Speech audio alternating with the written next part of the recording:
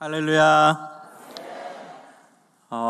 저는 정말 감동을 받았습니다. 오늘 목사님께서 이야기해 주시고 또 한 바퀴 다 돌았거든요. 와, 부럽습니다, 여러분. 그냥 제가 하고 싶은 말은 부러웠어요. 우리 함께하는 교회에 다닌다는 거, 그것이 너무 부럽더라고요. 여러분 부럽습니다. 또 이렇게 많이 오셔가지고 주중이잖아요, 오늘. 저는 상상을 못했어요. 솔직히 믿음이 없었나 봐요. 제가 부산에 오면서도 오늘 한 20분 앉아 계실까? 한 10분, 30분, 그리고 온라인으로 한다고 하겠지, 보통? 요즘 코로나 시기인데. 이렇게 생각하고 왔거든요. 근데 이 본당에 딱 들어오는 순간 너무나 큰 감동을 받았습니다. 얼마나 뜨거운지. 이 안에 성령께서 충만하게 역사하시는 줄 믿습니다. 우리의 성령님께서 이 시간 우리 각자의 마음 가운데 충만하게 지금 역사하고 계세요. 제가 느껴요. 제가 얼마나 좀 신나는지 모릅니다. 제가 교수기 때문에 제가 오늘 하루 종일 한 6과목 6시간 가르치고 왔어요. 그리고 바로 뛰어서 이제 기차 타고 왔는데 행복하고 막 신이 나요. 막 힘이 막 납니다. 지치는 게 아니라. 너무나 귀한 교회, 너무나 아름다운 교회, 또 행복한 교회 와서 제가 힐링하고 행복하고 은혜 충만해서 갈 것 같습니다. 여러분, 이 시간 하나님께서 주시는 하나님의 말씀, 또 하나님의 뜻을 온전히 깨닫고 은혜 받고 하나님의 말씀에 충만해서 돌아가는 시간 되기를 소망합니다. 여러분, 제가 오늘 어떤 말씀을 전할까 고민하다가 우리가 너무나 잘 알고 있는 어린아이서부터 어른들까지 다 알고 있는 말씀을 준비해 왔어요. 왜냐하면 이 말씀은 쉽고 너무나 잘 알지만 성경 안에서 하나님의 뜻이라고 명확하게 기록되어 있는 구절이 여기밖에 없어요. 명확하게 하나님의 뜻이다. 이 구절밖에 없어요. 그러니 얼마나 중요한 구절입니까? 그래서 우리가 잘 알면서도 실천은 또 잘 안 되는, 그런데 하나님의 뜻인 너무나도 중요하고 가장 중요한 이 말씀을 오늘 전해야겠다라는 마음이 들어서 이 말씀을 가지고 왔습니다. 그리고 또 말씀을 준비한 이유가 있습니다. 저는 요즘에 많이 묵상하는 말씀이 뭐냐면 기쁨이에요. 기쁨. 왜냐하면 지금 이 시대에 여러분 기쁨 어디서 찾을 수 있겠습니까? 솔직히 하나님 외에 나는 여기서 기쁨을 찾고 있다. 대보세요. 뭐가 있어요? 어떤 게 우리에게 진짜 기쁨을 줄 수 있을까요? 지금은 기쁨을 상실한 시대라고 얘기해요. 기쁨을 찾기 어려운 시대라고 얘기합니다. 여러분 기쁠 일이 없잖아요, 솔직히. 계속 코로나는 끝날 기미를 보이지 않고 있고, 우린 계속 마스크 쓰고 있고, 세계 정세는 불안하고, 우리나라도 불안하고, 다 불안합니다. 전쟁의 위기도 있고, 불안합니다. 여러분 어디서 기쁨의 근원을 찾을 수 있겠습니까, 우리가? 지금 참 기뻐할 일이 없어요. 그래서 요즘에 제 마음 가운데 기도하면서 많이 묵상하는 주제가 기쁨이에요. 하나님, 참된 기쁨이 우리 안에 있기를 소망합니다. 참된 기쁨이 우리 크리스찬들 안에 충만하길 소망합니다. 여러분 지금이야말로 기쁨을 이야기할 때예요. 왜냐하면 기독교에서 말하는 기쁨은 조건을 뛰어넘는 기쁨이기 때문이에요. 여러분 만약에 세상적인 조건으로 기뻐할 일이 너무 많아, 막 몸도 건강하고 사업도 잘 되고 그 다음에 우리 학생들은 시험 보면 100점 계속 맞고 계속 좋을 일만 가득하면 기뻐하지 않을 사람이 여기 어디 있겠어요? 여러분 세상적인 조건으로 내가 원하는 걸 다 얻게 된다면 여기 기뻐하지 않을 사람은 아무도 없을 거예요. 교회 안 다니는 사람도 기뻐할 겁니다. 원하는 대로 되면. 그런데 우리의 기쁨은 세상 사람들이 말하는 기쁨과는 달라야 될 거 아닙니까? 달라야 돼요. 여러분 사실 세상 사람들이 말하는 기쁨, 그리고 우리의 본성 안에 가지고 있는, 신앙과 관계없이 우리의 본성 안에 가지고 있는 기쁨의 특징은 뭔가를 얻었을 때예요. 맞죠? 예를 들어 볼게요. 저는 먹는 거 좋아하거든요. 오늘 제가 좀 늦게 왔는데 담임 목사님께서 도시락을 또 준비해 주셨어요. 어찌나 맛있던지. 제가 진짜입니다. 거짓말 안 해요, 저는. 목사가 거짓말하면 안 되죠. 도시락이 서울에서는 제가 맛보지 못한 도시락이에요. 진심입니다. 여러분 이렇게 반응하셔도 돼요. 서울에도 도시락집이 있고 저는 학교에 있다 보니까 도시락 먹을 일이 많은데요. 대부분 달아요. 그냥 달기만 해요. 그냥 프랜차이즈 도시락들 다 달아요. 근데 오늘 무슨 도시락인지 모르는데 너무 맛있어요. 그래서 제가 감동받고선 너무 잘 먹었어요. 행복했습니다. 여러분 사람이 맛있는 거 먹으면 행복하거든요. 기쁘죠? 맛있는 거 먹으면 기쁩니다. 우리만 기쁠까요? 교회 안 다니는 사람도 기쁠까요? 네, 교회 안 다니는 사람도 기뻐요. 맛있는 음식 먹으면. 여러분 제가 인생 가운데 먹었던 비싼 음식 넘버원이 랍스타였어요. 제 인생 가운데 딱 2번 먹어봤어요. 그것도 한국에서 못 먹어봤고요. 미국에서 유학 시절에 여러분 제가 공부했던 곳이 미국의 보스턴이라는 곳이거든요. 근데 거기는 바닷가라서요. 바닷가재가 싸요. 안 비싸요.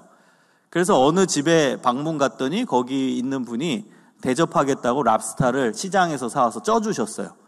그때 그 먹었던 랍스타, 와, 너무 맛있었습니다. 우리나라에서는 비싸서 아직도 못 먹고 있는데 너무너무 맛있게 그때 미국에서 먹었던 기억이 납니다. 여러분 누군가가 우리에게 맛있는 음식을 사주면 기뻐요. 그건 믿지 않는 자들도 동일하게 기뻐합니다.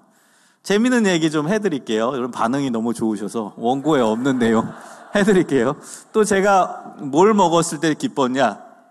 2번째로 제 인생에서 비싼 음식이 뭐였냐면 지금 저와 세대가 비슷한 분들은 공감하실 텐데요. 놀랍게도 피자였어요. 지금이 아니고 지금 피자는 흔하잖아요. 근데 제가 제일 먼저 피자를 먹었을 때가 언제냐면 초등학교 5학년 때였어요. 그때는요 피자집이 전국에 뭐 프랜차이즈 있잖아요. 아무것도 없었어요. 뭐 피자 헛, 뭐 피자 뭐가 있죠? 피자 뭐 가게들 있잖아요. 여러분 프랜차이즈. 우리나라에 한 군데도 안 들어왔을 때입니다. 그럼 피자는 어디서 팔았냐? 경양식집에서 팔았어요. 아세요? 경양식집? 경양식집이라고 있었는데요. 거기서 팔았어요. 근데 제가 이제 어릴 때부터 교회를 다녔습니다. 서울에 이제 광화문 쪽에 있는 교회를 다녔는데요. 그 아동부 시절에 그 초등학교 5학년 때 저희 반 교회 담임 선생님께서 어느 날 딱 오시더니 오늘은 공과를 안 하겠다는 거예요. 그래서 우린 좋아했죠. 우와, 아싸! 초등학교 5학년 때니까 공과 안 한다 그러면 굉장히 좋아했거든요. 그러면서 이 선생님이 뭐라고 말씀하셨냐면 오늘은 자기가 성경에서 엄청나게 어려운 퀴즈를 내겠대요. 그리고 너네들이 그 답을 맞추면 교회 앞에 경양식집에서 피자를 사주겠다. 저는 그때까지 피자를 먹어본 적이 없어요. 피자는 지금의 랍스타의 한 10배 정도 되는 값어치였어요. 그러니까 어마어마하게 귀한 음식이죠. 저도 그동안에 한 번도 못 먹어본 뉴스에서만 봤던 그 피자. 그거를 우리 담임 선생님이 사주신다는 거예요. 퀴즈를 맞추면. 우리는 막 아싸 하고 막 난리가 났어요. 야, 드디어 우리 인생에 피자가 있구나. 우리 인생에 피자를 먹게 되는구나. 막 콧노래를 부르고 막 신났는데 퀴즈가 뭐였냐? 여러분은 똑똑하시고 워낙 훈련이 잘 되시는 분이라 답을 아실 거예요. 분이엘의 뜻. 이게 퀴즈였어요. 아직도 생생히 기억하잖아요. 어렵지요? 초등학교 5학년한테. 분이엘, 성경에 분이엘이라고 나와요. 창세기 32장에. 근데 분이엘의 뜻은 이게 퀴즈였어요. 그리고 시간은 딱 30분 주셨어요. 30분. 30분 동안에 너네들이 성경에서 찾아봐라. 분이엘의 뜻. 자, 저희 반 아이들이 5명이었거든요. 제가 반장 같은 역할을 했어요. 그래서 나눴습니다. 야, 너는 창세기부터 어디까지? 야, 너는 어디서 어디? 찾으라는 거예요. 열심히 찾았습니다. 신나게 찾았는데 20분이 지났어요. 못 찾았어요. 이제 10분 남았습니다. 제가 봤을 때 우리 담임 선생님이 피자 사줄 마음이 없었던 거예요. 그냥 약 올리느라고 한 거예요. 제가 봤을 때 우리 선생님 그 피자 사줄 돈도 없었어요. 제가 봤을 땐. 그러니까 그냥 약 올리는 것 같았습니다. 자, 10분밖에 안 남았네요. 이제 5분이 또 지나갔어요. 후딱. 이제 딱 5분 남았어요. 30분 중에 25분이 지나고 5분 남았는데 갑자기 주님께서 제 머리 가운데 역사하셨어요. 어떻게 역사하셨냐면 사실 저희 아버지도 목사님이세요. 저희 목회자 자녀인데 저희 아버지 서재에 가면 당시에 책 박스들이 놓여져 있었거든요. 책도 꽂아져 있고 뭐 책장 앞에 책 박스들이 놓여져 있었는데 갑자기 책 박스 제목이 생각난 거예요. 그 책 박스에 분이엘 출판사, 그런 책 박스가 있었어요. 그게 제 머릿속으로 팍 생각이 난 거예요. 집에 책 박스가 있는데 그 책 박스 앞에 분이엘 출판사라고 써 있었는데 그게 갑자기 떠오른 거예요. 그래가지고 친구들한테, 야, 우리 집에 분이엘 출판사라는 책 박스를 내가 생각해냈어. 그랬더니 야, 진짜야? 거기에 뭐 단서가 없네요. 그래서 내가 곰곰이 생각했는데 디자인이, 그러니까 책 박스에 디자인이 이렇게 그려져 있었거든요. 무슨 디자인이? 근데 가만히 생각해 보니까 무슨 얼굴이 그려져 있었어요. 얼굴. 그래서 내가 친구들한테, 야, 무슨 얼굴이 그려져 있는데? 얼굴? 그랬더니, 야, 무슨 얼굴인데? 그랬더니, 그러게, 그 무슨 얼굴이 이렇게 막 그려져 있었어, 책 박스에. 그랬더니 어떤 애가, 야, 그거 우리 뭐 예수님 얼굴 아니야? 이러는 거예요. 예수님 얼굴? 그렇지, 뭐 우린 신앙인이니까. 또 성경에서 얼굴 하면 예수님 얼굴밖에 더 있어? 그래가지고 우리가 결론을 내린 거예요. 예수님의 얼굴이다. 예수님의 얼굴로 쓰자. 자, 이제 1분 남았습니다. 29분 지나서 선생님이 답안을 제출하래요. 그래서 모르겠다. 예수님의 얼굴이라고 쓰자 해서 예수님의 얼굴 썼습니다. 그리고 이제 선생님한테 제출하려고 하는 순간 제 친한 친구가 제 손을 탁 치더니 다시 갖고 오래요. 그래서 왜? 그랬더니 거기다가 걔가 볼펜으로 X표 치고 하나님의 얼굴 이렇게 쓰는 거예요. 그래서 아니 왜 예수님의 얼굴 하자니까 했더니 얘가 뭐라고 얘기하냐면, 만약에 답안을 예수님의 얼굴로 제출하면 예수님의 얼굴만 답일 거 아니에요? 근데 만약에 하나님의 얼굴로 했는데 답이 예수님의 얼굴이면 우기면 된다는 거예요. 예수님 하나님이니까, 예수님도 하나님이니까 우기면 된다는 거예요. 그러니까 확률상 하나님의 얼굴로 쓰는 게 더 좋다는 거예요. 와, 얘 진짜 똑똑한 애인 거예요. 그래서 네 말이 맞다. 그래, 하나님의 얼굴이면 예수님의 얼굴도 답이고 하나님의 얼굴도 답이니까 그게 맞을 것 같다 해서 하나님의 얼굴로 X표 쳐서 제출했는데 답이었어요. 하나님의 얼굴이에요. 창세기 32장에 이제 야곱이 하나님과 씨름한 그 장소가 분이엘입니다. 엘이 하나님이고 분이가 얼굴이에요. 그래서 하나님의 얼굴을 대면해서 보았다, 이런 뜻이에요. 야곱이 씨름하잖아요, 하나님과. 그래서 하나님의 얼굴을 대면했다. 그게 분이엘입니다. 그래서 그때 정답을 맞춰서 그 맛있는 피자를 경양식집에서 먹었고, 이제 우리 선생님은 이제 얼굴에 인상이 가득해가지고, 야, 얼마나 힘든 얼굴을 지셨는지, 표정을 지셨는지 모르겠습니다. 여러분, 그때 먹었던 피자 평생 제 기억하잖아요. 너무나 행복했던 시간입니다. 여러분, 맛있는 거 먹으면 기쁘죠? 또 언제 기쁠까요? 우리 여기 젊으신 분들이 많은데 친구가 갑자기 최신형 아이폰을 선물해 줬어. 그럴 리는 없겠지만, 자, 선물로 줬습니다. 기쁘죠? 엄청 기쁠 거예요. 아니, 친구가 내 생일 선물로 아이폰을 선물해 줘. 그건 너무너무 기쁠 겁니다. 또 요즘에 간간히 이벤트를 온라인에서 하는 게 있는데요. 아이패드 이벤트 하는 공모전. 그래서 이게 당첨이 되면 주더라고요. 제가 아는 사람 받은 적이 있어요. 어느 회사에서 공모전 이벤트를 했는데 거기 신청했는데 아이패드가 당첨된 거예요. 좋을까요? 안 좋을까요? 엄청 좋죠.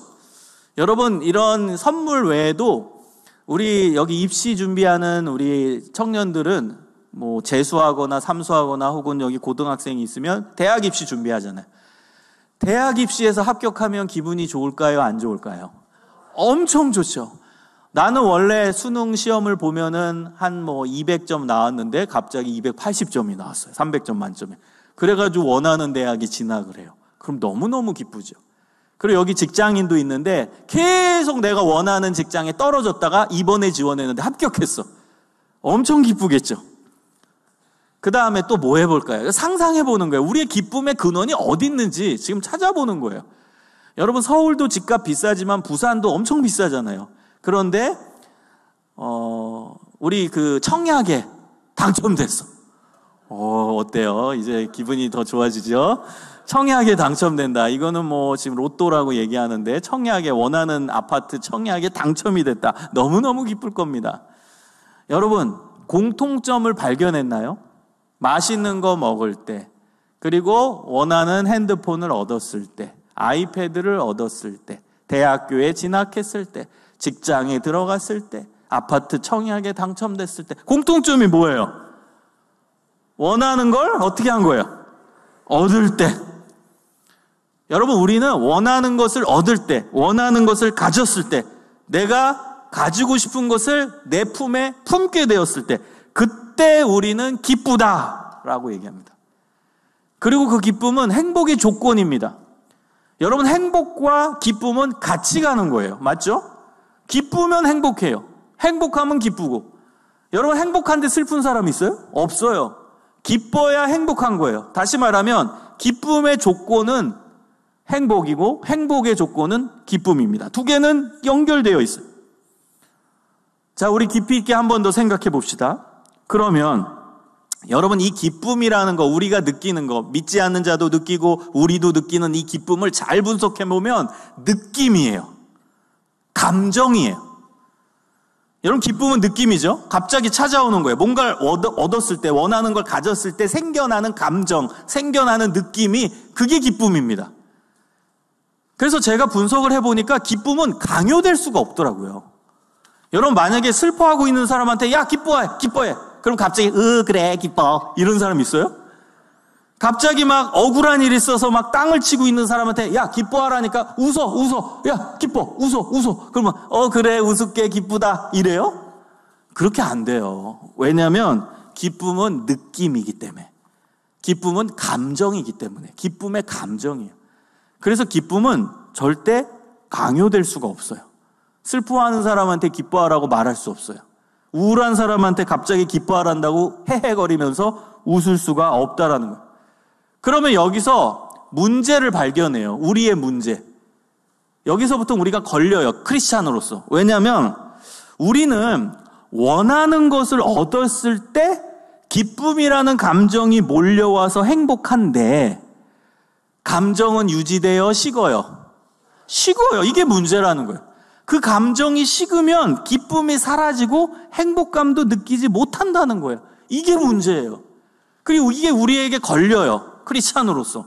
아니, 기쁨은 계속돼야 되는데 우리가 지금 분석한 기쁨은 뭔가를 원하는 걸 얻었을 때 생겨나는 느낌이고 감정인데 그 감정은 안타깝게 식거든. 감정은 여러분 절대 유지되지가 않아요. 식어요. 아무리 좋은 거 얻어도 식어요. 여러분, 만약에 랍스타를 누가 사줬다. 그 기쁨이 1년 내내 돼요? 내일 랍스타를 사주면 그 기쁨이 신나가지고 뭐 내일도 기쁘고 모레도 기쁘고 계속 1년 내내 기쁜 사람이 있어요? 아무도 없어요. 핸드폰 최신형 여러분 가지신 분 있죠?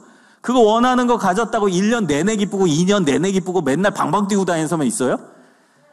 그 핸드폰이 내 걸로 된 순간부터 기쁨은 점점점 떨어지는 거예요. 그 기쁨의 느낌은. 여러분, 대학 입시도 마찬가지예요. 그렇게 원하는 대학교, 뭐 서울대학교 뭐 다 합격했다고 해봐요. 그렇다고 서울대 다니는 애들이 4년 내내 싱글벙글 막 뛰어다녀요? 안 그래요. 현실이 되면은 기쁨의 감정은 같이 떨어져요. 청약에 당첨된 분 여기 계실 거예요. 분명히 아파트. 계속 기쁘십니까? 구름 위를 걸으세요? 해운대 앞에 센텀시티인가요? 거기 비싼데. 거기 사시는 분 있죠? 거기 행복하세요? 계속 구름 위를 걷고 다니십니까? 거기서 사신다고? 아니라는 거예요. 식는다는 거예요, 감정이. 여러분, 제가 정말 인생 가운데 기뻤던 몇 개 경험이 있어요. 뭐 랍스타 그때 샀었을 때도 기뻤지만 정말 기뻤을 때가 언제였냐면 첫 번째, 박사학위 받았을 때요. 너무 좋았어요. 박사입니다, 저 이래봬도. 자, 박사학위 받았을 때 너무 기분 좋았어요. 미국에서 이제 대학교에서 박사학위를 이제 받게 됐고, 제가 또 영예롭게 제가 전 과목 만점 수석이었어요. 예, 고맙습니다. 네, 감사합니다. 그 상도 받고 막 그랬어요. 한국인인데도 이제 대표로 상을 받고 외국인이 상을 받고 그랬어요. 그래서 그때가 가장 행복하고 영예로웠고 너무 즐거웠어요. 그런데 그 기쁨의 감정이 계속 될까? 줄어들까? 고민을 하기 시작했어요. 즉, 목사니까 그런 고민을 해요, 저는. 진지하게 생각하고. 그래서 수첩에다가 박사학위 받은 날부터 느낌을 기록했어요. 첫째 날 너무 신났어요. 그 감정을 다 기록했어요. 와, 박사학위 받고 이렇게 상도 받고 영예롭게 졸업하고 뭐 외국 학생들 다 이기고 내가 한국인으로서 국위선양했다. 그러면서 막 행복감에 젖어가지고 일기를 썼어요.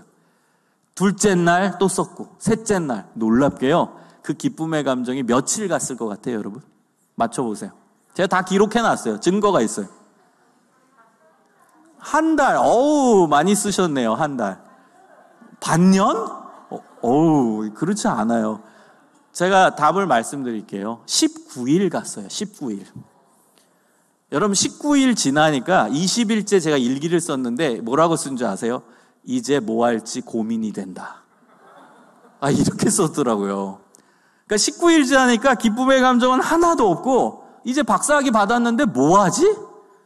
이제 취업 걱정. 그럼 교수 돼야 되나? 그럼 교수 되려면 그냥 되는 게 아니잖아요. 계속 원서 써야 되고 막 그 과정이 힘들거든요. 교수 들어가는 과정이. 그거가 고민이 되기 시작한 거예요. 이게 인생이구나. 아무리 좋은 거 와도 고작 19일 갔네, 기쁨의 감정이. 19일 지나니까 기쁘지가 않은 거예요. 그 감정이 안 들어오는 거예요. 자, 두 번째로 제가 정말 기뻤을 때가 언제였냐면, 제가 목회 사역 가운데서 군종 목사를 했던 적이 있어요. 공군에서 군종 목사로 사역을 했는데, 그 군목으로 가기 전에는 제가 차가 없었어요, 자차가. 그런데 이제 군목이 되면서부터 차를 샀어요. 뭘 샀냐면, 지금은 단종돼서 안 나오는데 코란도라는, 그러니까 지금 코란도 말고 옛날 구형 코란도예요. 그 코란도를 그렇게 사고 싶었어요. 왜냐하면 막 찝차거든요. 그래서 막 멋있어. 그리고 산길 가면은 막 있어 보여요. 게다가 이제 군목은 그 뒤에다가 초코파이를 싣고 다니거든요. 초코파이 싣고 산이고 다니면서 병사들한테 초코파이 나눠주고 기도해주고 막 그래요. 그런 사역이 중요하기 때문에 좀 찝차류 SUV를 사야 돼요. 근데 저는 워낙 그 차를 사고 싶어 했어요. 그래서 어렵게 그 차를 중고로 샀습니다. 와, 얼마나 신이 나던지요. 저 정말 일주일 동안은요, 계속 그 차가 좋아서 밤에 나가서 쓰다듬어 줬어요, 그 차를. 쓰다듬어주고, 안아주고, 쓰다듬어주고, 얼마나 제가 그 차를 좋아했는지 몰라요. 막, 잠이 안 와. 그냥 밖에 나가서 잘 있는지 봐주고, 말 걸어주고, 막 그랬거든요. 자, 그런데요, 놀랍게, 여러분, 이 기쁨도 한 달이 채 안 가더라고요. 자, 한 달 정도 지나니까 허리가 아픈 거예요, 운전하는데. 찝차는요, 이게 직각이에요. 옛날 그 찝차들은. 의자가 직각으로 돼 있어요. 그래가지고 오래 타니까 이게 너무 허리가 아픈 거예요. 그리고 막 산길 가면은 막 승차감도 안 좋아요. 그래서 소리도 시끄러워요. 엄청 엔진 소리 크거든요. 이런 불만들이 생기더라고요. 놀랍게. 그래서 한 달 지나니까 이제 신호등 같은 데 딱 쓰면 좌우에 멋진 세단이 눈에 들어와요. 저거 살걸. 승용차 살걸. 여러분, 이게 인간입니다. 이게 우리가 얘기하는 기쁨이에요. 세상 사람들이 말하는 기쁨입니다. 기쁨은 다 유효기간이 있어요. 왜? 느낌이고 감정이니까. 그런데 여러분, 오늘 성경에서 사도 바울이 뭐라고 얘기해요? 기쁠 때만 기뻐하라. 원하는 것을 얻었을 때만 기뻐하라. 감정이 기뻐할 때만 기뻐해라. 이렇게 나와요? 어떻게 기뻐하라? 항상. 이게 걸리는 거예요, 크리스찬으로서. 항상 기뻐하라요, 항상. 아니, 우리 기쁨은 감정이고 느낌인데 어떻게 항상 기뻐하냐고요. 여러분, 느낌은 사라져요. 근데 어떻게 항상이 매치가 되냐고요. 그리고 우리는 원하는 것을 얻었을 때 기쁨이라는 감정이 몰려오는데, 여러분, 우리가 1년 내내 24시간 내내 원하는 것만 얻을 수 있어요? 불가능해요. 원하는 것만 어떻게 얻고 살아요? 그럼 결론은 우리는 항상 기뻐할 수 없다라는 결론이 나와요. 아멘 하면 안 돼요. 이때 아멘 하면 안 되고요. 네, 감사합니다. 갑자기 당황스럽네요. 네, 감사합니다. 아멘 해주셔서. 자, 여러분, 아멘 잘 하신 거예요. 어떤 아멘이냐? 우리는 감정으로만 구성된 기쁨은 누릴 수 없다는 거예요. 그리고 그게 진짜 기쁨은 아니라는 거예요. 여러분, 우리가 느낌으로만, 감정으로만 발생되는 기쁨, 그거는 리미트가 있고 한계가 있고 쉽기 때문에 그 기쁨으로만 우리가 갖고 있다면 우리는 항상 기뻐할 수 없다는 거예요. 그럼 어떤 결론이 나올까요? 여러분 똑똑하시고 성경 공부 많이 하시는 분들로 제가 알고 있거든요. 그럼 어떤 결론이 나와요? 오늘 본문에서 얘기하고 있는 기쁨은 느낌으로만, 감정으로만 구성된 기쁨이 아니라는 거예요. 이게 중요해요. 여러분, 느낌과 감정으로만 구성된 기쁨이라면 항상 기뻐할 수 없다고 결론 졌잖아요. 식으니까 감정은. 그럼 원하는 것만 얻을 수 없으니까 우리 인생은. 그러면 오늘 본문에서 말하고 있는 이 기쁨은 느낌, 감정으로만 구성된 기쁨이 아니라는 겁니다. 여러분, 기쁨을 이제는 정확히 아십시오. 우리 크리스찬들이 얘기하는 기쁨, 성경에서 말하는 기쁨, 하나님이 말씀하시는 기쁨은 감정, 느낌으로만 구성된 기쁨이 아닙니다. 원하는 것을 얻었을 때 생겨나는 그 느낌으로서의 기쁨이 아닙니다. 여러분, 우리가 추구하는 기쁨, 우리가 원하는 기쁨, 하나님께서 기뻐하시는 기쁨은 빌립보서 4장 4절에 주 안에서 항상 기뻐하라. 주 안에서. 주님 안에서 생겨나는 기쁨입니다. 주님 안에서 굳건하게 자리 잡는 기쁨입니다. 감정으로 그냥 헤헤거리고, 느낌으로 헤헤거리고, 갑자기 뭐 원하는 거 얻으니까 갑자기 날아갈 거고, 그 기쁨이 아니에요. 중심에 예수 그리스도께서 계셔서, 내 중심에 주님께서 계셔서 생겨나는 기쁨입니다. 그 기쁨으로 우리는 항상 기뻐할 수 있는 거예요. 신앙 안에서 오는 기쁨이에요. 불변하는 기쁨이에요. 내 안에 충만한 느낌, 하나님이 나와 동행하시는 그 느낌 속에서 나오는 평안함, 하나님과 동행함으로 말미암은 만족감, 이게 다 기쁨이에요. 예수님이 내 안에 계셔. 그래서 난 평안해. 예수님이 계셔. 그래서 난 어려움을 극복할 수 있는 힘이 있어. 예수님이 계셔. 난 구원에 대한 그 믿음과 확신이 있어. 그게 다 기쁨이에요. 주 안에 있을 때 주님이 주시는 기쁨이 있는 것입니다. 여러분, 사실 오늘 본문을 쓴 바울은요, 기뻐하라를 제일 많이 얘기한 사람이에요. 기뻐하라. 여러분, 빌립보서 4장 4절 조금 전에 봤던 그 9절, 주 안에서 항상 기뻐하라. 내가 다시 말하노나 기뻐하라. 여러분, 빌립보서는 바울이 어디서 쓴 편지일까요? 어디서? 감옥에서. 와, 대단하시네요. 옥중서신으로 알려져 있어요. 감옥에서 쓴 편지입니다. 여러분, 제가 연구하는 사람이라 이 감옥이 어떤 곳인지를 깊이 있게 연구해 봤어요. 자료들도 참고해보고 했는데요. 여러분, 놀라지 마세요. 바울이 갇혔던 로마가 만든 감옥은 지금의 교도소가 아닙니다. 여러분, 지금의 교도소는 밥도 잘 나와요. 인권도 있어요. 운동도 시켜줘요. 다 해줘요. 몸이 아프면은 병원도 가게 해줘요. 그런데요, 바울이 갇혔던 로마가 만든 감옥은 무지막지한, 이것은 지옥과 같은 공간이었습니다. 여러분, 바울이 갇혔던 그 로마가 만든 감옥은요, 여러분, 인권이라고는 눈꼽만치도 찾아볼 수 없는 공간이었어요. 그래서 여러분, 1년형, 징역 2년형 이렇게 언도받잖아요. 그게 의미가 없었대요. 왜냐하면 6개월형을 받아도 6개월 만에 죽어서 나올 수 있는 곳이니까. 의미가 없어요. 6개월형, 1년형, 20년형이 의미가 없어. 6개월 살다가 죽어 나오는 사람도 많았기 때문에. 여러분, 로마가 만든 감옥은요, 어떤 일이 발생했냐면 매일 밤 죄수들을 채찍으로 때렸대요. 근데 그 채찍이 고고학적으로 발견이 됐거든요. 어떻게 채찍이 생겼냐? 이 채찍을 예수님도 맞으셨어요. 로마가 만든 채찍. 여러분, 그 혁대 알죠? 우리 남자들 쓰는 벨트. 그 가죽 같은 게 쭉 있고요. 가죽 끝에 39개, 40개 가닥으로 가닥을 다 나눠놨어요. 가닥을 나눈 이유가 뭐냐면 그 가닥 하나하나마다 동물의 뼈 조각을 붙여놨어요. 여러분, 그러면 상상해 보세요. 채찍으로 등짝을 때린다. 그럼 마지막 39개, 40개 가닥이 다 펼쳐져서 사람 등짝에 다 가닥가닥 다 붙는 거예요. 그리고 동물의 뼈가 붙어 있으니까 어떻게 하겠어요? 그 뼈가 사람의 살점을 다 뜯어서 나오는 거예요. 여러분, 이게 로마가 만든 무지막지한 채찍입니다. 여러분, 이 채찍을 예수님도 맞으셨어요. 여러분, 채찍을 그냥 뭐 혁대 같은 벨트 같은 거라고 생각하면 안 돼요. 그냥 뭐 가죽으로 맞았다, 이 차원이 아니에요. 살인무기입니다. 끝에 다 동물의 뼈 조각을 붙여놔서 살점을 떨어뜨리게 하는 무지막지한 살인 무기가 채찍이었어요. 여러분, 근데 로마가 만든 감옥에서 죄수들은 이 채찍에 맞았어요.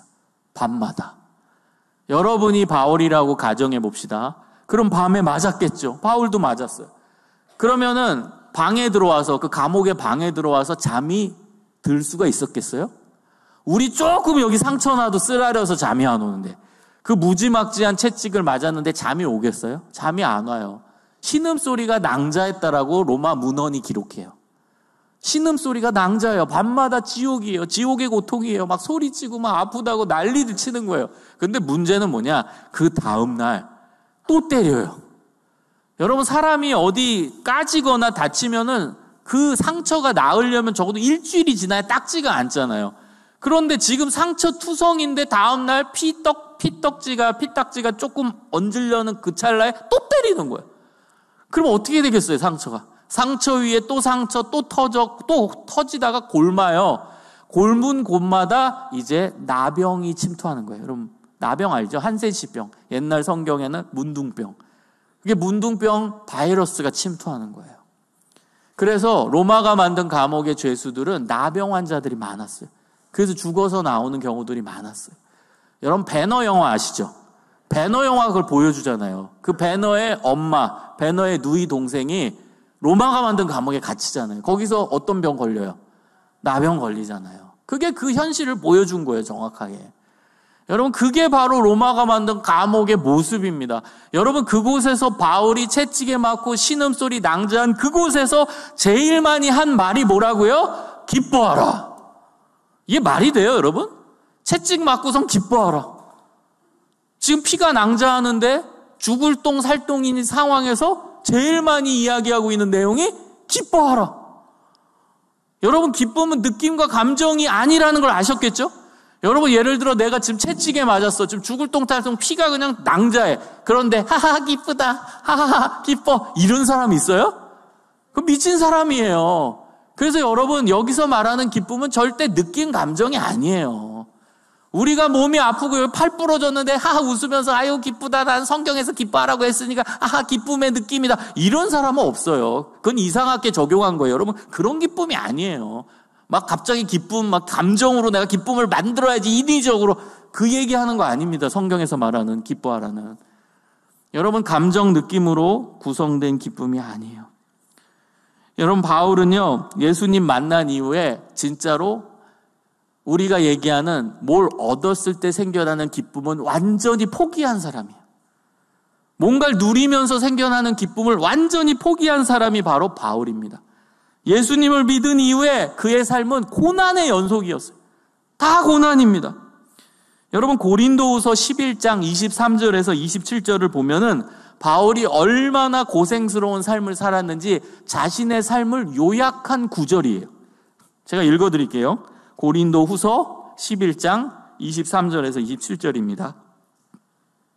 내가 수고를 넘치도록 하고 옥에 갇히기도 더 많이 하고 매도 수없이 맞고 여러 번 죽을 뻔하였으니 유대인들에게 40에서 하나 감한매를 5번 맞았으며 3번 태장으로 맞고 1번 돌로 맞고 3번 파선하고 일주야를 깊은 바다에서 지냈으며 여러 번 여행하면서 강의 위험과 강도의 위험과 동족의 위험과 이방인의 위험과 시내의 위험과 광야의 위험과 바다의 위험과 거짓 형제 중의 위험을 당하고 또 수고하며 애쓰고 여러 번 자지 못하고 줄이며 목마르고 여러 번 굶고 춥고 헐벗었노라. 여러분, 바울이 자신의 인생을 요약한 구절이에요. 예수님을 믿은 이후에 복음 전도자로 살아가면서 얼마나 수고를 많이 했는지, 수고를 넘치도록 했대요. 옥에 갇히기도 많이 했고, 방금 얘기한 그 로마 감옥에 갇힌 거예요. 매도 수없이 많이 맞았고, 여러 번 죽을 뻔했고, 유대인들에게는 이단하라고 손가락질 받으면서 잡혀가지고 매를 얼마나 많이 맞았냐? 40에 하나 감한매를 5번 맞았대요. 여러분, 당시 의학적 수준에서는요, 사람을 40대 못 때리게 했어요. 왜냐하면 40대 맞으면 사람이 죽는다라고 그 당시 의학적인 지식으로 문헌에 기록돼, 법에 기록돼 있어요. 그럼 여러분, 40에 하나 감한매는 몇 대예요? 39대죠. 무슨 의미예요? 죽도록 맞았다는 거예요. 사람이 그 당시엔 40대 맞으면 죽는다고 했으니까 40에 하나 감한매를 맞았다? 죽도록 맞았다는 거예요.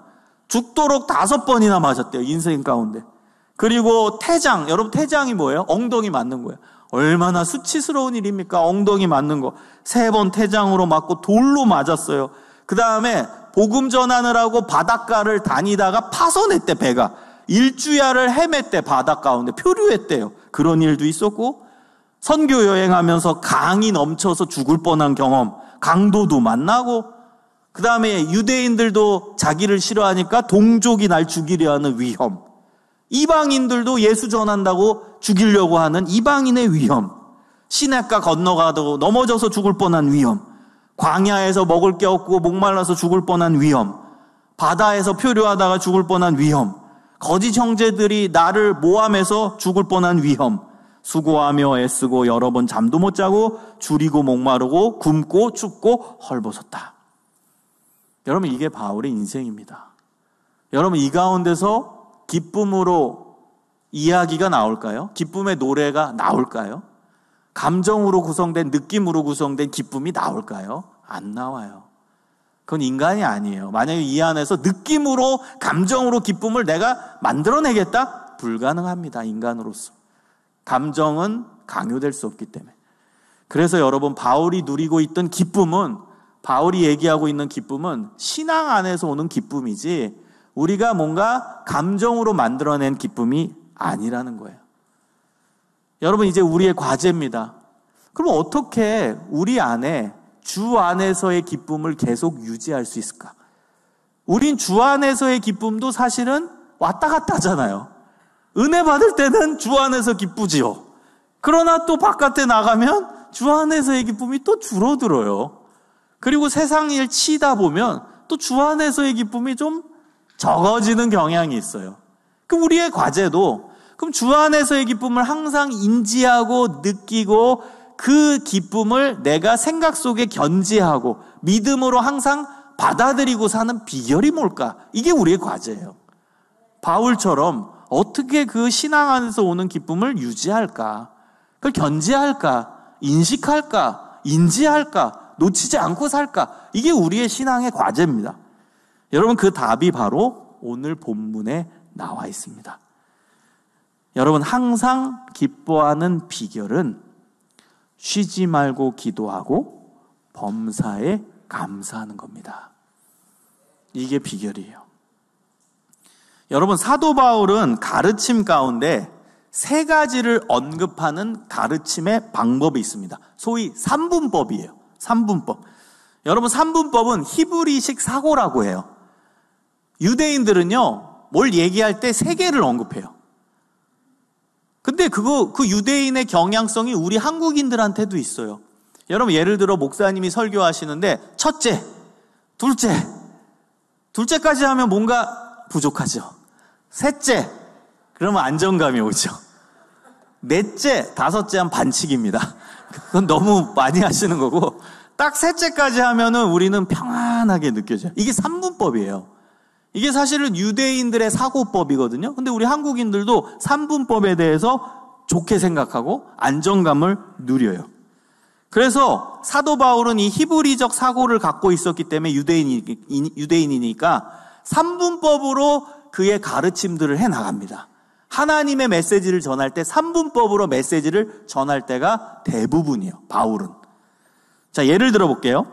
데살로니가 5장 23절에 보면 평강의 하나님이 친히 너희를 온전히 거룩하게 하시고 또 너희의 온 영과 혼과 몸이 우리 주 예수 그리스도께서 강림하실 때에 흠없게 보존되기를 원하노라. 여러분, 우리 존재 구성 요소를 3개로 언급했죠? 영, 혼, 몸 3개로 구성하는 거예요. 여러분, 영은 이제 하나님과 교류하는, 교제하는 우리 안에 존재예요. 혼은 정신. 그 다음에 육은 우리 몸. 그래서 우리의 구성 요소를 영, 혼, 몸으로 3분법으로 해요. 바울의 가르침입니다. 또 볼까요? 많아요. 고린도전서 13장 13절 외우시는 분이 있을 거예요. 아주 중요한 구절. 여러분, 오늘 2 구절은 외우세요. 고린도전서 13장 13절, 고린도 후서 13장 13절. 외우기도 쉽죠? 고전 13, 13, 고후 13, 13. 다 13, 13이에요. 고린도전서 13장 13절에는 이렇게 나옵니다. 그런즉 믿음, 소망, 사랑 이 세 가지는 항상 있을 것인데 그 중에 제일은 사랑이라. 3분법이에요. 믿음, 소망, 사랑. 이게 바울이 다 한 얘기입니다. 하나님의 메시지를 3분법으로 전달하는 거예요. 그 다음 고린도 후서 13장 13절. 목사님들이 하는 축도입니다. 축복기도. 주 예수 그리스도의 은혜와 하나님의 사랑과 두 번째, 세 번째 성령의 교통하심이 너희 무리와 함께 있을지어다. 3분법입니다. 이 삼위일체의 근거가 되는 구절이죠. 여러분 근데요, 이 히브리식 사고의 3분법에 특징이 하나 있어요. 그 특징이 뭐냐면 세 개로 나눠져 있는 것처럼 보이지만 하나다. 이게 히브리식 3분법이에요. 사도 바울은 이 히브리식 3분법을 씁니다. 여러분 보세요. 우리 몸의 구성 요소가 영혼 몸이지만 떨어져 있어요? 하나예요?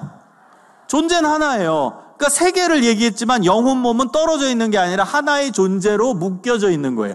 이게 히브리식 3분법의 특징입니다. 또 보세요. 믿음, 소망, 사랑은 떨어져 있지만 다 분리된 거예요? 하나예요? 하나입니다. 여러분 잘 보세요. 지금 여기 결혼하신 분 있고 우리 청년들은 뭐 교제하는 분 있죠? 있는 사람도 있죠? 그러면 사랑하는 사람, 남편, 아내, 여자친구, 남자친구를 생각해 보세요. 그러면 상대방을 사랑하면 상대방을 믿어요? 아니면 의심해요? 믿어요. 여러분 만약에 내가 상대방을 사랑한다고 하는데 상대방이 말하는 거 다 의심해. 저거 가짜일 거야. 저 거짓말이야. 저 사람 하는 말. 이건 사랑이 없는 거예요. 사랑한다면 상대방의 말을 믿게 돼요. 믿음이에요. 그리고 사랑하면 옆 사람과 함께할 미래에 대한 소망을 꿈꿔요. 미래를 생각하면 희망이 생겨요. 어제 고개를 아주 신나게 끄덕이시는 청년분들 봤습니다. 지금 사랑하는 사람이 있는 것 같아요. 자, 사랑하면 그 사람과 함께 미래를 꿈꾸면 막 희망이 넘쳐. 그런데 그 사람이랑 함께할 미래를 꿈꿨더니 막 절망적이고 숨이 막혀오고 답답해. 그럼 그건 사랑이 아니에요. 여러분 보세요. 사랑의 구성 요소가 믿음이고 소망이에요. 같이 연결되어 있어요. 그 중에 제일은 사랑인데 사랑이 중심이에요. 중심이고 그 옆에 믿음도 있고 소망도 있는 하나인 거예요. 분리가 안 된 거예요. 우리 마지막으로 읽은 구절, 고린도후서 13장 13절, 삼위일체의 근거가 되는 구절. 주 예수 그리스도, 하나님, 성령 떨어져 있어요? 아니잖아요. 여러분 삼위일체는 정확히 아셔야 돼요. 삼위일체는 존재가 한 분이시라는 거예요. 한 분 하나님. 그러나 역할이 달라요. 성부 하나님의 역할, 성자 예수님의 역할, 성령 하나님의 역할이 다르시죠. 그러나 존재는 같이 있으시고 그 세 분 같아 보이는 그 영역이 나눠져 있지만 결국에 존재는 하나이시다. 이게 삼위일체로. 그래서 그 세 하나님은 하나의 존재고 그 세 하나님은 같이 공존하시고 같이 사랑하시고 같이 교류하고 같이 춤추시고 이게 헬라어로 페리코레시스라는 단어예요. 같이 춤추시고 같이 움직이시고 같이 행동하시고 같이 사랑하시고 같이 교제하신다. 이게 삼위일체입니다. 그래서 성부, 성자, 성령 하나님께서 떨어져 있는 게 아니에요. 영역이 다른 거지. 그러나 존재는 하나인. 이 신비죠. 여러분 이게 히브리식 사고입니다. 히브리식 3분법의 특징입니다. 떨어져 있는 것 같지만 존재는 하나다. 하나를 뜻하는 거다.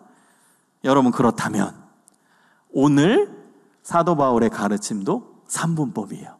히브리식 3분법. 항상 기뻐하라, 쉬지 말고 기도하라, 범사에 감사하라. 근데 앞에 수식어를 보세요. 항상 기뻐하라, 쉬지 말고도 항상이죠.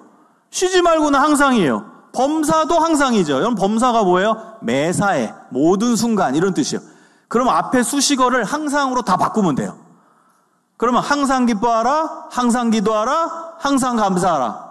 이게 오늘 본문의 내용이에요. 그런데 히브리식 3분법은 떨어져 있지만 하나라고 했죠? 그럼 항상 기뻐하라, 항상 기도하라, 항상 감사하라가 하나의 메시지예요.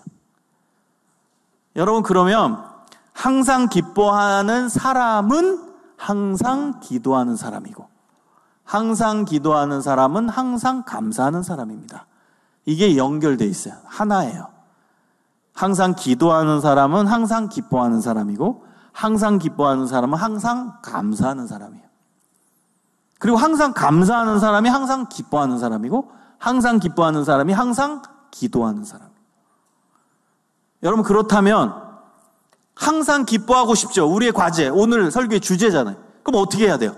항상 기도하고 항상 감사. 이 답이 나오는 거예요. 여러분, 하나씩 제가 좀 더 깊이 있게 살펴볼게요. 여러분, 항상 기도하라부터 보겠습니다.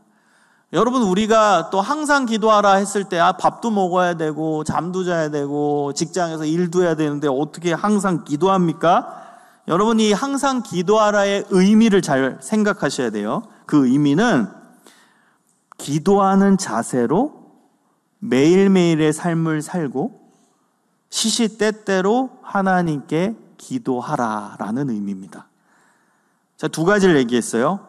항상 기도하는 자세로 매일매일의 삶을 살고, 직장에서도 기도하는 자세로, 집안일 하실 때도 기도하는 자세로, 자녀 양육할 때도 기도하는 자세로, 학생들이 공부할 때도 기도하는 자세로, 그렇게 삶을 살고 순간순간 시시때때로 하나님께 기도하는 삶을 사는 거예요.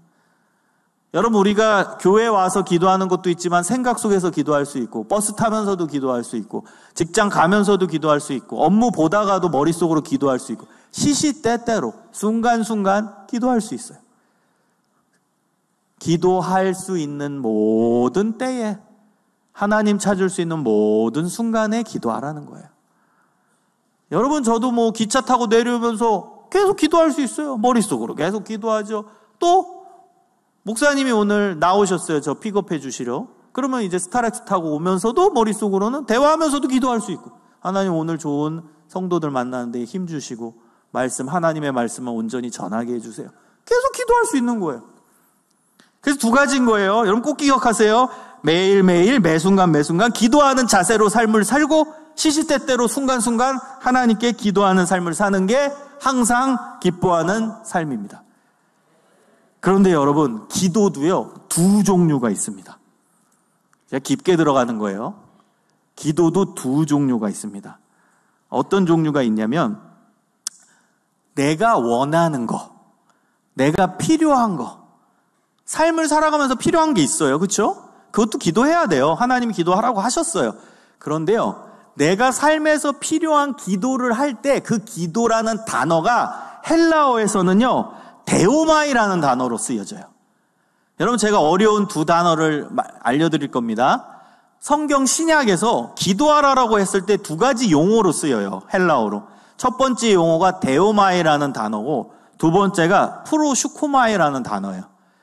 그런데 데오마이의 기도는 어떤 기도냐면 내 필요를 간구하는 거. 우리가 주로 하는 기도예요. 하나님, 저 지금 돈이 필요해요. 하나님, 저 직장이 필요해요. 하나님, 지금 여자친구가 필요해요. 하나님, 지금 건강이 필요해요. 우리의 필요에 대한 간구. 여러분, 필요에 대한 간구는 잘 보잖아요. 그러면은 독백이에요, 보통은. 맞죠? 내가 그냥 하나님께 얘기하는 거예요. 독백. 나 이거 필요합니다. 하나님, 이거 필요해요. 지금 필요해요. 당장 필요해요. 지금 이 순간 필요해요. 지금 주세요. 지금 필요해요. 지금 주셔야만 해요. 우리의 많은 기도가 그 내용이에요. 하지 말라는 건 아닙니다. 해야 돼요. 그 기도도 성경에 나옵니다. 근데 그 기도는 데오마이라는 단어에서 나오는 기도예요. 데오마이, 기억하세요? 자, 두 번째 기도가 있어요. 그게 프로슈코마이라는 단어, 기도하다라는 단어인데요. 이 단어는 데오마이와 달라요. 프로슈코마이는 하나님의 뜻이 무엇입니까? 하나님이 뭘 원하십니까? 하나님의 생각은 어떠십니까? 하나님의 때는 언제입니까? 하나님의 생각, 하나님의 뜻, 하나님이 원하시는 거 알고 싶어요. 알려주세요. 여러분, 이 기도가 프로슈코마이의 기도입니다. 근데 오늘 본문에서 항상 기도하라의 그 기도하라는 데오마일까요? 프로슈코마일까요? 프로슈코마입니다. 여러분, 정확히 아십시오. 항상 기도하라고 했을 때 내가 원하는 건 지금 주세요. 이거 필요합니다. 저거 필요합니다. 지금 당장 주세요. 이 기도가 아닙니다. 여러분 오해하지 마세요. 기도하라고 했다고 맨날 내가 원하는 거, 내가 필요한 거, 지금 당장 필요한 거 이것만 막 계속 기도하라. 맨날 그것만 기도하라. 그 의미가 아니에요. 여기서 항상 기도하라의 기도는 하나님의 뜻을 간구하는 거예요.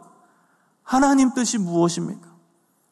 하나님 원하시는 게 무엇입니까? 하나님 제 인생에서 원하시는 게 무엇입니까? 하나님 지금 제가 어떤 행동을 해야 하나님 기뻐하실까요? 하나님 제가 어떤 선택을 해야 하나님 기뻐하실까요? 하나님의 뜻을 알고 싶어요. 하나님의 생각을 알고 싶어요. 그 뜻대로 제가 살고 싶어요. 여러분 이 기도를 항상 하라는 겁니다. 여러분 이 기도 하나님의 뜻을 듣는 기도입니다. 그러면 여러분 하나님의 뜻을 들으려고 노력하는 게 그게 진짜 사실은 기도예요. 왜요? 기도는 대화잖아요. 독백이 아니잖아요. 여러분 우리는 기도가 주로 독백이 될 때가 있어요. 데오마의 기도만 하면 독백이 돼요. 이거 주세요, 저거 주세요. 그럼 나만 얘기해요. 그런데 프로슈코마의 기도를 하면 하나님의 뜻이 무엇인가? 그럼 하나님의 음성을 들어야 될 거 아니에요. 그럼 대화가 아닐까요? 내가 하나님 뜻이 뭡니까? 얘기하면 하나님이 그래 내 뜻은 이것이다. 말씀 속에서 알려줄게. 너의 생각 속에서 알려줄게. 하나님 말씀하실 거 아니에요. 그럼 기도가 대화가 되는 거예요. 이게 진짜 기도입니다. 독백이 아니라 듣는 기도. 하나님의 뜻을 듣는, 하나님의 음성을 듣는 대화가 되는 거죠. 그게 진짜 기도입니다. 그 기도를 항상 하라는 거예요. 여러분 이제 기도를 바꾸십시오. 데오마의 기도 하지 말라는 건 아닙니다. 그러나 우선순위는 프로슈코마의 기도예요.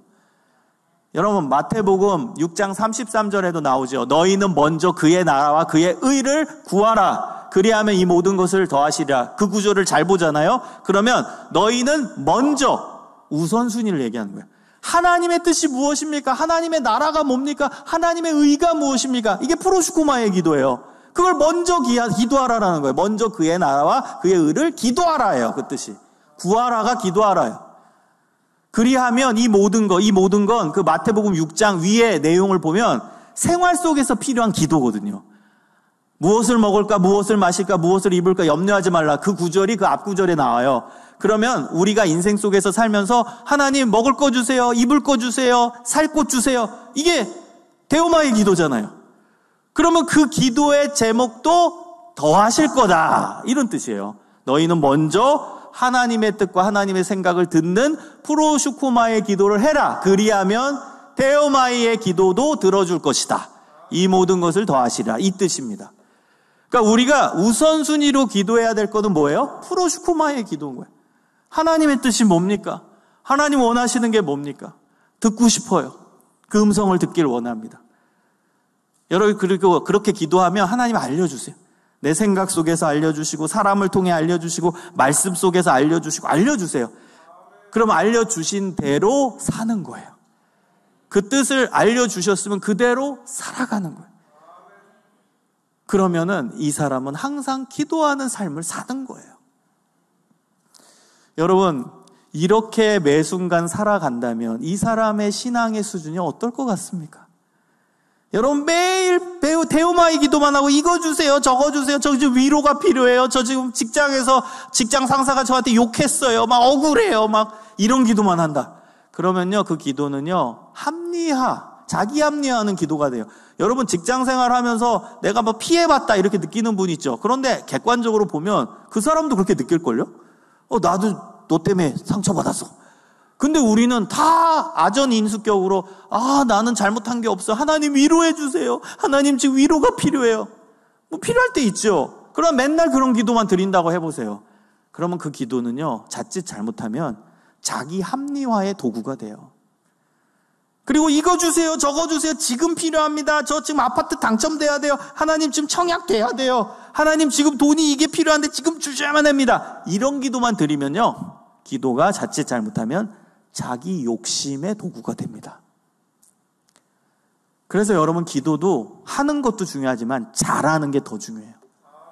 잘하셔야 돼요. 여러분은 수준 있는 성도님들이니까 이제 우선순위의 기도, 프로슈코마의 기도를 하십시오. 하나님의 뜻을 듣는 기도, 하나님이 원하시는 게 무엇인가를 계속 고민하면서 하나님을 찾는 기도, 그 기도를 하시기를 주님의 이름으로 축원합니다. 항상 기뻐하는 비결 두 번째입니다. 항상 감사하는 겁니다. 항상 감사. 여러분, 항상 감사할 수 있는 비결은 뭐냐면요, 나에게 주신 모든 것이 하나님께로부터 왔음을 인정하며 사는 거예요. 그럼 감사가 나와요. 여러분, 내가 먹는 음식, 내가 입고 있는 옷, 내가 살고 있는 거주지, 모두 다 하나님께서 주신 거예요. 내 건 없어요. 다 하나님 거지. 내가 학교에서 공부할 수 있는 기회, 직장에서 일할 수 있는 기회, 모든 거는 다 하나님 거예요. 그러니까 여러분, 항상 감사하는 비결은요, 청지기 의식을 갖는 겁니다. 청지기 의식은 뭐냐면 주인은 하나님, 나는 청지기, 종이라는 거예요. 여러분, 내가 가지고 있는 건 내 것이 아니라 다 하나님 거예요. 내가 가진 물질, 내가 가진 시간, 내가 가진 재능, 내가 가진 학벌, 모든 건 내 것이 아니라 하나님 거예요. 하나님이 나에게 맡겨주신 것이지, 하나님 일 하라고. 이게 청지기 의식입니다. 내 건 없어요. 다 하나님 거지. 하나님 일 하라고 나한테 맡겨주신 거지. 난 청지기로서 잘 관리하고 하나님의 일을 위해 그걸 쓰는 사람일 뿐이지. 여러분, 이 청지기 의식을 갖고 살면요, 바른 신앙인이 됩니다. 바른 신앙인이 돼요. 그러면서 감사가 나오는 거예요. 내 게 아닌데 하나님께 받은 건데 감사할 수밖에 없죠. 그리고 여러분, 가장 근원적인 감사의 조건이 있습니다. 이것 때문에 우리는 항상 감사할 수밖에 없어요. 그건 뭐냐? 예수 그리스도를 통하여 구원이라는 선물을 받았어요. 믿으십니까? 여러분, 예수 그리스도를 믿음으로 말미암아 구원이라는 선물을 우리가 받았어요. 이 선물이 너무너무 커요. 이건 말로 표현할 수 없는, 값어치로 매길 수 없게 가장 큰 선물이 바로 구원에 대한 선물입니다. 여러분, 사실 바울이 채찍이 난무하는 그 로마 감옥에서도 감사할 수 있었던, 기뻐할 수 있는 이유가 뭘까요? 근원적인 이유, 구원에 대한 확신, 하나님 나라에 대한 소망이 있었기 때문이에요.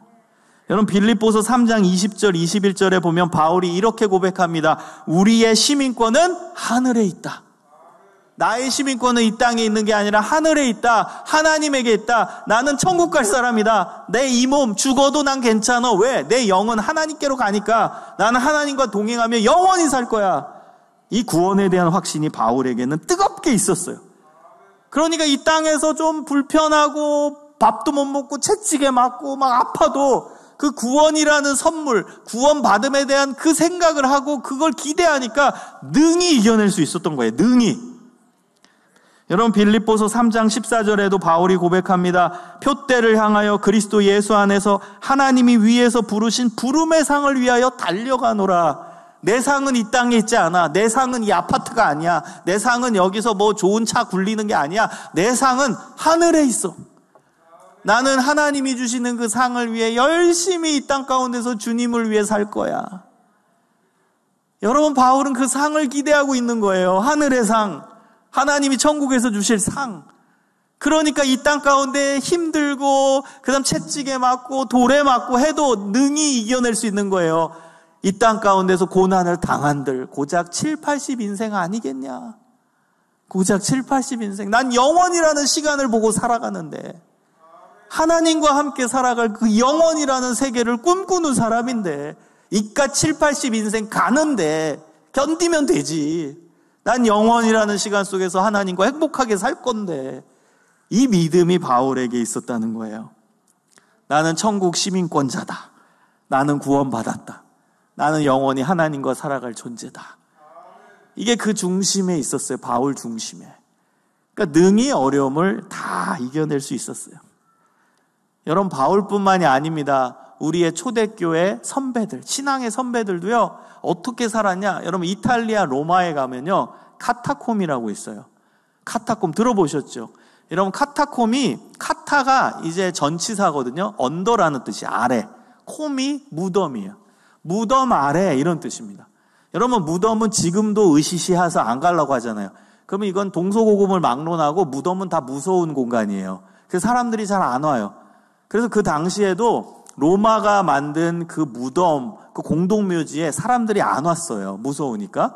근데 크리스찬들이 신앙의 자유를 찾아서 그 무덤 아래 지하 동굴을 파서 살았어요. 아무도 안 올 거니까, 무서운 공간이니까 누가 오겠어요. 그러니까 공동묘지 아래다가 지하 동굴을 파고 그 지하 동굴의 세계에서 평생을 신앙생활하며 살았어요. 여러분, 나중에 발굴이 됐거든요. 놀라지 마세요. 총 120개 동굴이 발견됐고요. 그리고 그 킬로미터만 계산해 봤더니 900km였어요. 그 지하 세계가 900km. 거기에 우리의 신앙의 선배들이 이름도 없이 빛도 없이 살아가고 죽었어요. 몇 년을 그렇게 살았냐? 300년.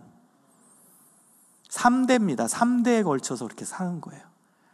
1854년도에 지오반니 로시라는 사람에 의해서 첫 번째 발굴이 시작되고 지금까지 계속 발굴되고 있거든요.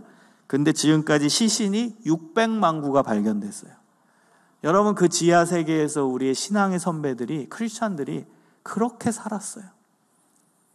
그렇게 신앙의 자유를 찾아. 여러분, 카타콤에 들어가지 않은 크리스찬들은 어떻게 됐게요? 다 잡혀서 죽었어요. 로마가 얼마나 나쁜 놈들이냐면 어떻게 우리 신앙의 선배들을 죽였냐면요, 로마에 가면 원형 경기장이 있어요. 거기에 크리스찬들을 놓고 사자를 풀었어요. 사자랑 싸우라는 거예요. 근데 이 로마가 무지막지한 게요, 입장료를 받아서 로마 사람들 거기 가득 채워요. 구경하는 거예요. 크리스찬들이 사자에 물어 뜯겨서 죽는 걸 구경하고 환호성 질러요. 여러분, 그렇게 우리의 신앙의 선배들이 순교했습니다.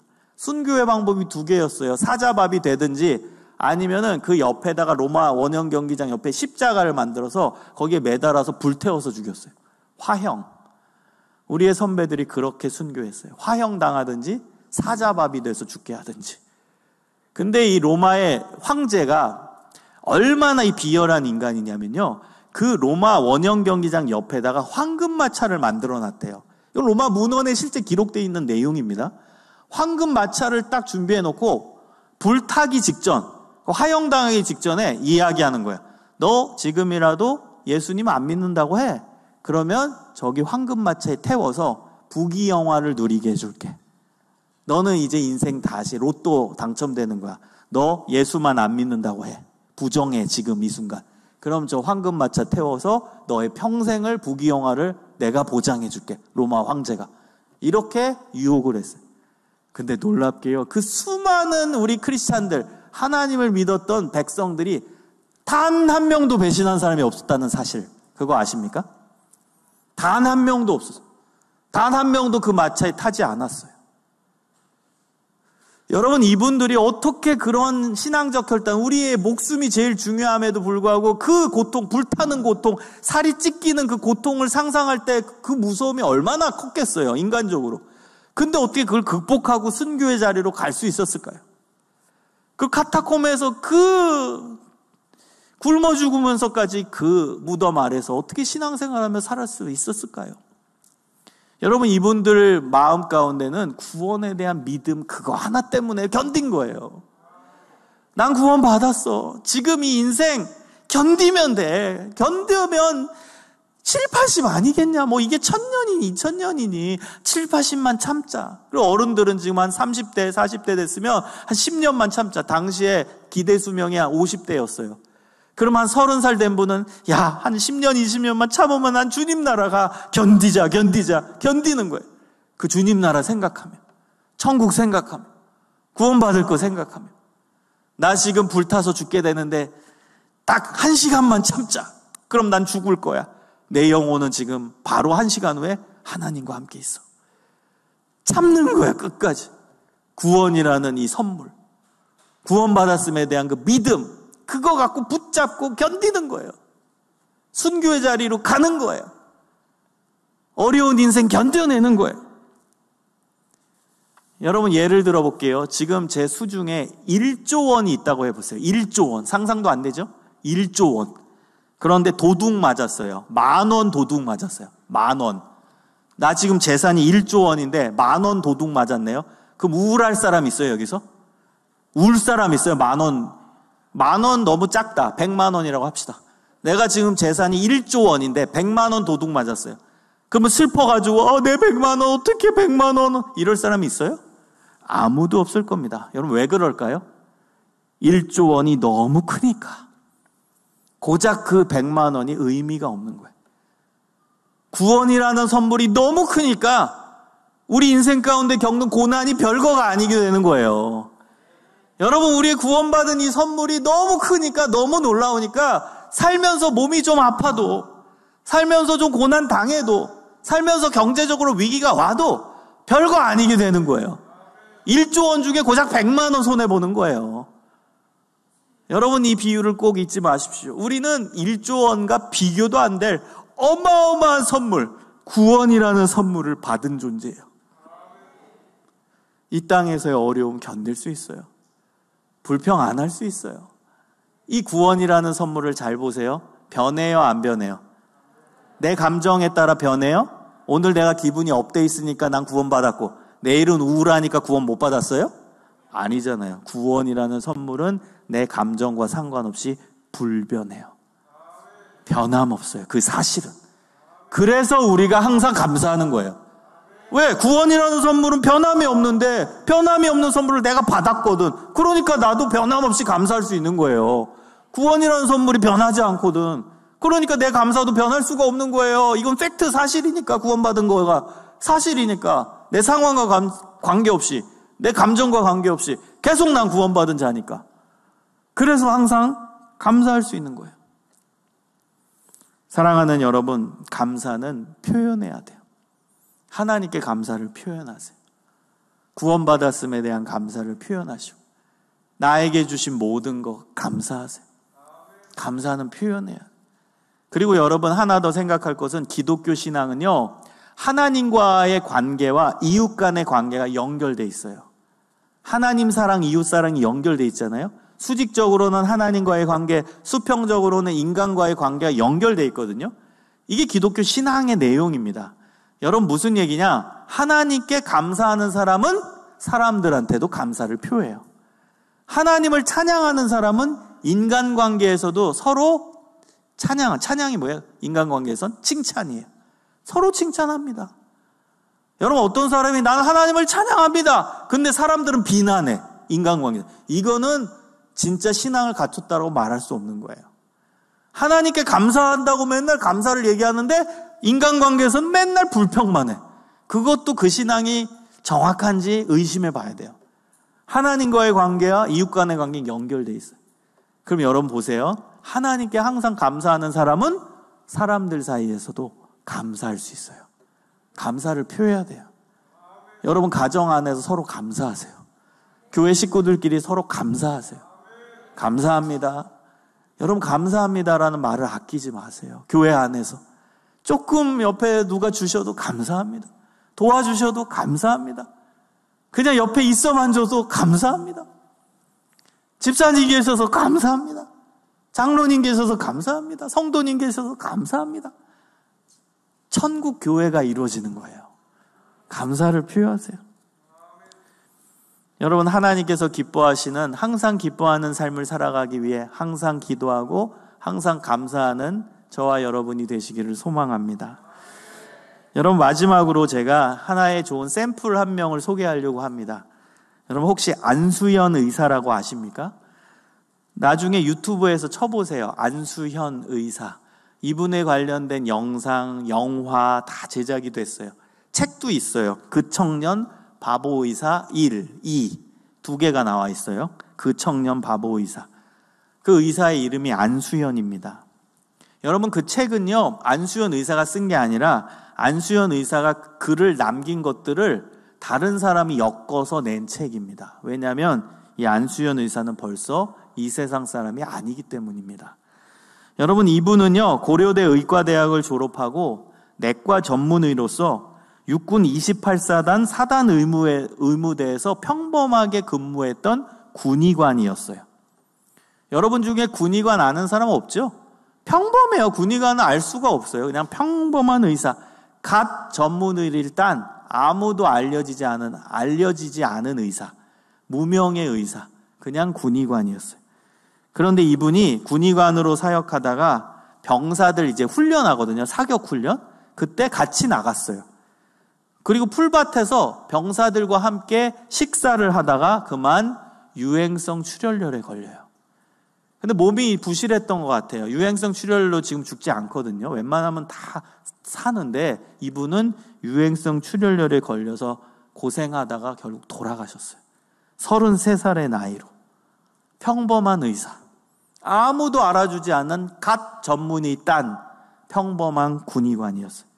근데 놀라운 거는요, 이분의 장례식장이 본인의 모교였던 고려대학교 안암병원 장례식장이었는요, 당시 역사상, 고대 안암병원 역사상 가장 많은 조문객이 왔어요.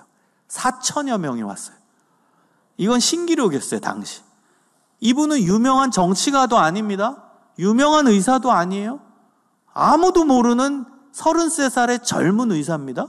근데 어떻게 이렇게 많은 조문객이 왔냐는 거예요. 그래서 언론사에서도 취재가 나온 거예요. 아니, 과연 이 사람 누구길래 이렇게 많은 사람들이 오냐? 근데 알고 봤더니요, 그 조문 왔던 4천여 명이 다 이 안수현 의사의 은혜를 받은 자였어요.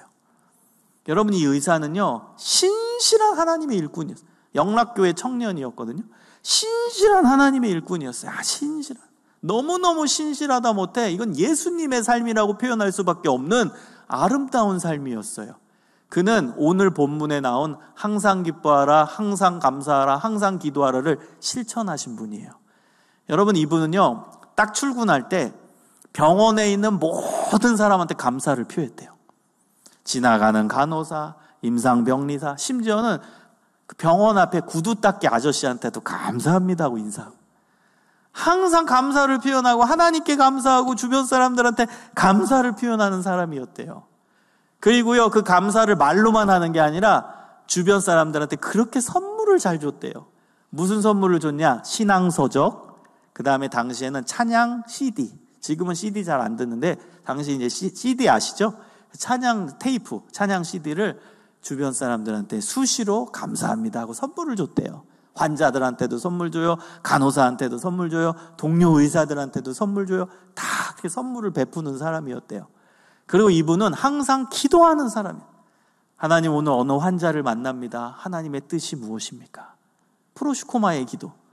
하나님, 오늘 어느 환자를 만났는데 하나님, 이분에게 어떻게 위로의 말을 전해야 될까요? 지혜를 주세요. 그래서 믿는 자건 안 믿는 자건 환자가 오면요, 다 기도했대요.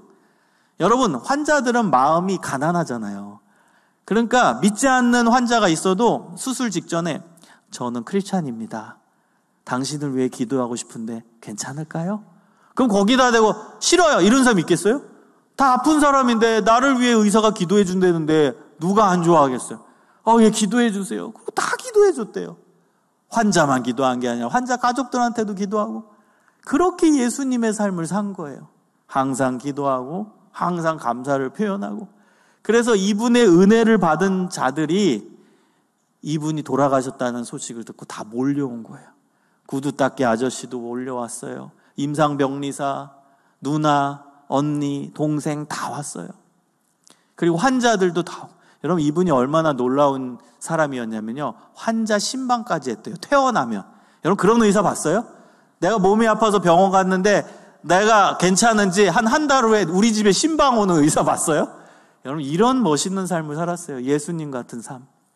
그래서 이분의 장례식장이 이제 고대 안암병원이었고, 그때 군인 신분이었기 때문에 가장 군대 의사 중에 높은 사람을 군의 사령관이라고 합니다. 그분이 크리스찬이셨는데 이분이 조사를 했어요. 조사. 돌아가시면 조사하잖아요. 조사할 때 뭐라고 얘기했냐? 안수현 의사의 인생을 표현하는 한 문장의 말을 했습니다. 뭐라고 말했냐면, 예수님께서 군의관의 옷을 입으시고 한국 땅에 나타나셨다가 가신 것 같은 착각이 들게 하는 사람이 안수현 의사였어요. 여러분, 어떻게 살았길래 예수님께서 군의관의 옷을 입으시고 한국 땅에 나타나셨다가 가신 것 같은 착각이 들 정도였어요? 이렇게 얘기하겠어요. 여러분, 저는 목표로 하는 삶의 모델이 있습니다. 그게 뭐냐? 예수님을 생각나게 하는 사람이 제 목표예요. 여러분, 헨리 나우엔이라는 사람의 책 제목이거든요. 예수님을 생각나게 하는 사람. 여러분, 어떤 사람을 만났는데, 우리 함께하는 교회에서 옆에 집사님, 권사님을 만났는데 저분을 보면 2000년 전에 오신 예수님이 지금 여기 계시다면 바로 옆에 집사님 같을 거야. 와, 여러분 그런 사람 만나본 적 있어요? 진짜 예수님 같은 느낌이 드는 2000년 전에 그 예수님이 지금 이 땅에 오신다면 바로 이 사람의 모습일 것 같다. 그런 사람을 만나본 적이 있어요? 혹은 누군가가 여러분한테 당신은 예수님을 생각나게 하는 사람이에요. 여러분 그 말을 들으면 우리 인생 최고의 칭찬 아니겠어요? 옆에 집사님이 나를 보고 김 집사님 보면 예수님이 생각나요. 김 집사님은 예수님을 생각나게 하는 사람이에요. 와, 이런 칭찬을 받는다면 최고의 칭찬일 겁니다. 사랑하는 여러분, 항상 기뻐하라, 쉬지 말고 기도하라, 범사에 감사하라. 이것이 하나님의 뜻입니다. 이 뜻대로 살아가는 자라면 예수님을 생각나게 하는 사람이 분명히 될 겁니다. 예수님의 향기를 곳곳에 전하는 멋있는 사람이 될 겁니다. 여러분, 우리 함께하는 교회, 우리 귀한 하나님의 자녀들은 항상 기뻐하라, 항상 기도하라, 항상 감사 실천을 통해 예수님을 생각나게 하는 사람, 예수님의 아름다운 향기를 우리 부산 지역 전체, 우리 대한민국 전체에 향기를 품기고 예수님의 사랑을 흘려보내는 멋있는 사람들이 될 거라고 저는 확신합니다. 이 믿음 가지고 매일매일 하나님 기뻐하시는 신앙생활을 온전히 잘 감당하시기를 주님의 이름으로 축원합니다. 기도하겠습니다. 사랑의 하나님, 참으로 감사를 드립니다. 하나님 기뻐하시는 삶을 살아가기를 소망합니다. 항상 기뻐하는 게 하나님의 뜻입니다. 항상 기도하는 것이 하나님의 뜻입니다. 항상 감사하는 것이 하나님의 뜻입니다. 이 뜻대로 온전히 살아가는 하나님의 귀한 백성들 되게 하여 주시옵소서. 우리 함께하는 교회 모든 성도들 하나님의 뜻 가운데 살아가게 하시고 믿음으로 살아가게 하시고 성령 충만함으로 살아가게 하시고 주님과 매일매일 동행하는 믿음의 삶의 경주가 이루어지게 하여 주시옵소서. 그래서 부산 지역을 밝히고 대한민국을 밝히고 세상을 밝히는 모델의 교회가 되게 하시고 모델의 신앙인들 되게 하여 주시옵소서. 언제나 함께하여 주실 것을 믿고 감사드리오며 예수 그리스도의 이름으로 간절히 기도드립니다. 아멘. 감사합니다.